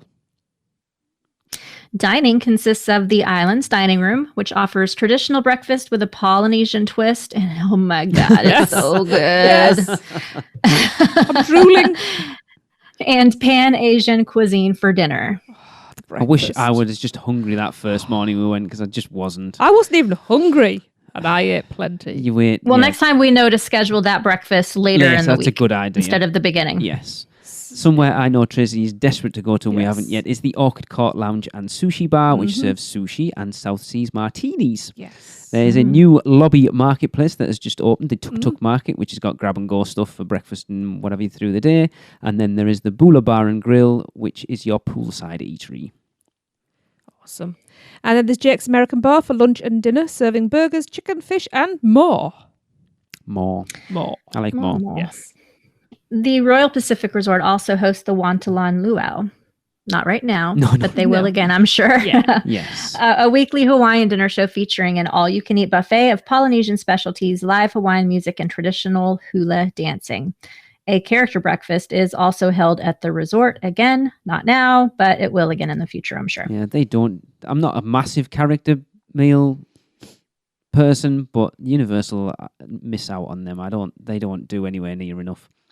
No, they don't. Moving on, we have the second premier hotel at Universal Orlando, and that is the Hard Rock Hotel, which also features complimentary unlimited express passes as part of your stay. Mm-hmm. And it features 650 rooms, 12 all-American music, not music, that's only for cows, music-themed kid suites, 489 standard rooms, 86 club-level standard rooms, 42 deluxe rooms, and 21 other suites. What are those other suites? Sheds. No. Cupboards. They'll be like the presidential suite. Maybe. The Hard Rock Hotel has 1 pool, which features a 260-foot water slide, as well as music that plays under the water. And guests can also take part in dive-in movies here too on select nights. When I say take part in, I'm pretty sure it just means watch, not actually act. I mean, that would be pretty cool, actually. It would be cool, but yes, it's just watching. Although you can swim and watch at the same time, which is pretty nice.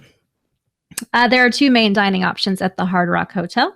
The kitchen serves a breakfast as well as lunch and dinner. They also offer the famous Kitchen Sink Challenge. Take it on if you dare. And if you've been listening to the podcast long enough, you will know that we've tried it twice. We even had the lovely Katina on recently who's tried it and defeated it. And then Tom from Tom's Big Eats not that long ago who also completed it. We, on the other hand, did not complete it. But I'm still going in for a third attempt. I'm not. I'm done with it now. The Palm is the other option, and it is a famed New York steakhouse open for dinner only. And it's very expensive. Alexa, I'm still not paying for yours. You can also go to Emac and Bolio's Marketplace for ice cream, sorbets, and frozen yogurt. As well as breakfast. Really? They do have like breakfast burritos and Starbucks there. The Velvet Bar for a chilled martini or cocktail and appetizers. And the Beach Club is a poolside bar for Cabo Wabo cocktails, light snacks, and refreshing drinks. Cabo Wabo. I've heard that a lot recently. Yeah. The hotel features complimentary fitness centre, the Rock Shop for all your Hard Rock merchandise, which has some good stuff. I did buy some. It does, you're right. It does. And once a month, guests can purchase tickets for Velvet Sessions, which is a live concert in the hotel lobby featuring some great acts. Guests can get to city walk at the parks by either walking the short walk through the Butterfly Garden, which actually is quite a nice Michelle's walk. going to go, Butterfly Garden? I've never seen that. Yeah. I have. I actually walk when I stay at Hard Rock Hotel. Because it's less than 5 minutes away. Or you can get a water taxi. However, just from our experience, where that is positioned on the water taxi route, We ended up walking after standing in the rain because the taxis are invariably full from other guests from the other hotels. So I will say one hint here is one of the things they do when you check in is they recycle all their old room keys into plectrums, and they are so cool. We came back with handfuls of them. Yeah. Yep. And the final hotel and flagship, Portofino Bay, is themed to Portofino, Italy. I wonder why I gave you this one, Michelle. Yeah. It's my favorite. I love it so much. The hotel features 750 rooms consisting of 242 standard rooms, 18 Despicable Me themed kid suites, which are super cute, although I haven't stayed in one, 94 club level deluxe rooms, and 21 suites. I really thought that hotel had a lot more rooms than that. It seems like it does. I don't know, but my maths doesn't add up, but anyway. No, it really doesn't. It doesn't. No way, You missed something. It has a lot more standard rooms than that, for sure. I'm not going to question that. It features 3 pools. The beach pool has a sandy bottom and water slide and features diving movies. And I know it doesn't say that, but I just think it was funnier. I don't like the beach because I got a sandy The bottom. villa pool has upgraded amenities for a relaxing couple of hours or an afternoon. And the hillside pool is a quiet pool offering more privacy. The beach pool is so amazing, though, that they have loungers that have really thick cushions on them, so they're super comfy. And they have waiters that come to your chair and bring you food and drinks all night long. It's wonderful. I need that. And sing, need that in my just one cornetto, give it to me. Good job, Lee. You'd have to live with it. You should work at Mama Della's, Lee. Oh, I'd love to. Imagine that commute every day. That'd be awesome, wouldn't it? I'm going to be a bit late.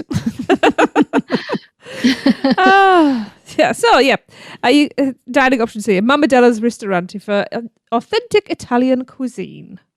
And yes, they do serenade you, just like Lee serenaded us. Good.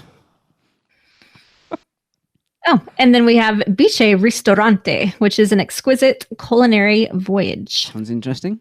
And Trattoria del Porto offers breakfast and dinner featuring burger sandwiches and Italian fare. There had to be somewhere that just had your typical burgers and sandwiches there. Sal's Market Deli has brick oven pizzas, antipasto, and more. Sal's I like a lot. It is really like authentic Neapolitan type pizza with the thin crust. Yeah. Very fresh mozzarella and pepperoni type ingredients. It's not the mass marketed kind of stuff. Good. Yep. And then there's the Thirsty Fish, which is a harborside Italian wine bar. Bar American has specialty drinks and Italy's treasured grappas, whatever the hell that is. I have no idea. Tracy, no? You don't know what it is or you don't like it? All right. Splendido Bar and Grill is a poolside eatery. Okay. Yep. Very good. This hotel features the Mandara Spa and complimentary fitness center. Now, the Mandara Spa is not complimentary by any stretch of the imagination, but it is wonderful. Portofino Bay holds some special events. They have Harbour Nights, which is a food and wine festival with live music. And Musica del Notte, the music of the night, showcases a unique blend of classic opera, romantic and festive music, along with, I hate this term, popera favourites. I fancy that. I think I'd enjoy that. Guests can make their way to the parks via the water taxis or the approximately 1 mile garden walkway. Yeah, no thanks. I've seen how much we walk in the theme parks. I ain't walking a mile. I have walked that one, thank you. So she won't walk the 15 minutes from bloody Royal Pacific, but she'll walk the 1 mile from Portofino. But I'd had a drink at that point, Michelle.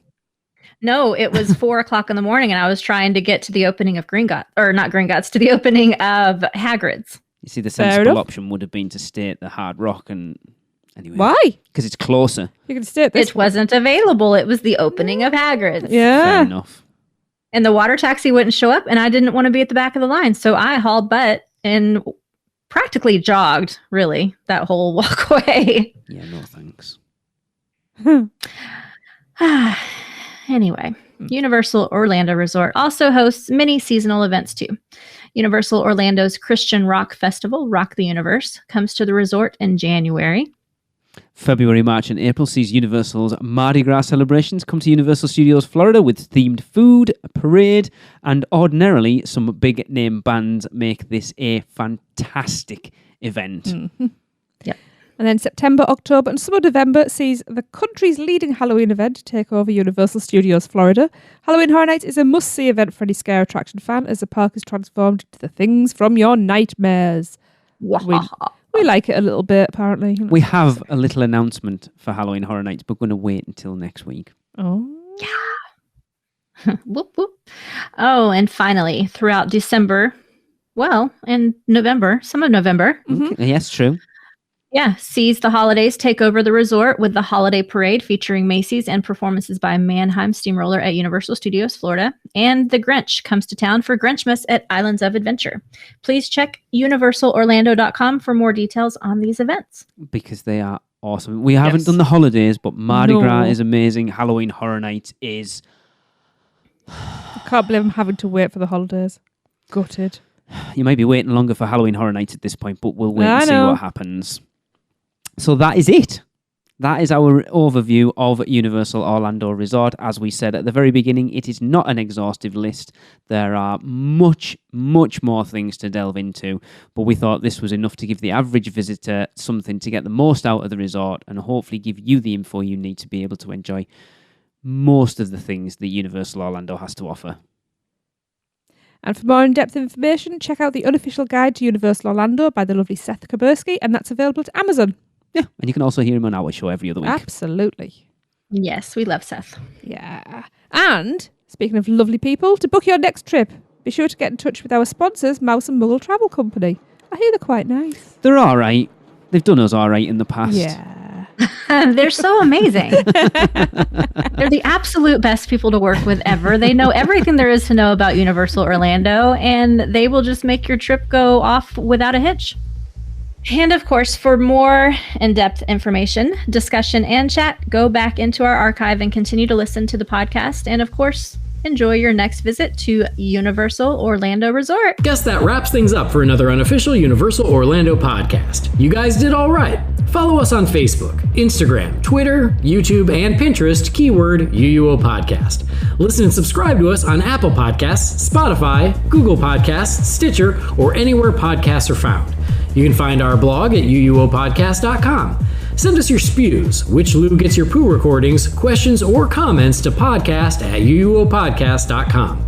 Check out our friends, the Theme Park Duo, and our awesome sponsors, Mouse and Muggle Travel Company. So, until next time, don't give up your day job. Say cheese. See you later.